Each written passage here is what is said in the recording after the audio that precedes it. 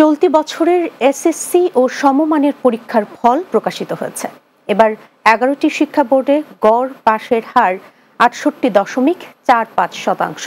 GPA 5 পেয়েছেন ১,৩৯,০৩২ জন শিক্ষার্থী। ফলাফল প্রকাশের পর উত্তীর্ণ শিক্ষার্থীদের নিজ নিজ শিক্ষা প্রতিষ্ঠানে উচ্ছ্বাস প্রকাশ করেছেন। হাসান মাহমুদের প্রতিবেদন।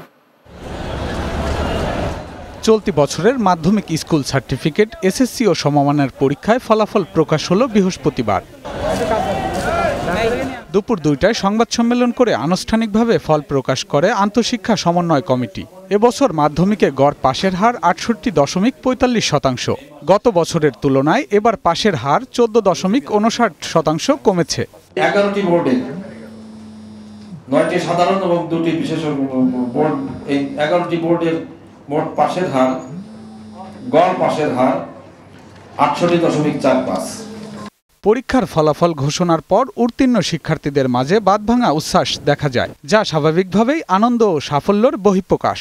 যে আমি গোল্ডেন জিপিএ 5 পেয়েছি, আমি যেটা আশা করেছিলাম ওই রেজাল্টটাই পেয়েছি। আমি আমার রেজাল্ট নিয়ে খুশি, আলহামদুলিল্লাহ। আমার পাস করে গেছি ঠিকই, তো ওরকম আসেনি যেটা আশা করছিলাম। যে আমি এত কষ্ট করার পরে এত ভালো রেজাল্ট করছি, এর জন্য আমি অনেক শুকরিয়া আদায় করি।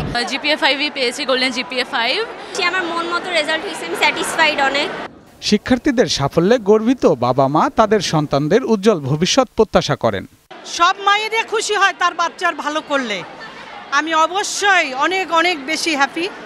আমার মেয়ে রেজাল্ট দেখে আল্লাহর কাছে শুকরিয়া করে আমি শেষ করতে পারবো না যে আমার মেয়ে এত ভালো রেজাল্ট করছে।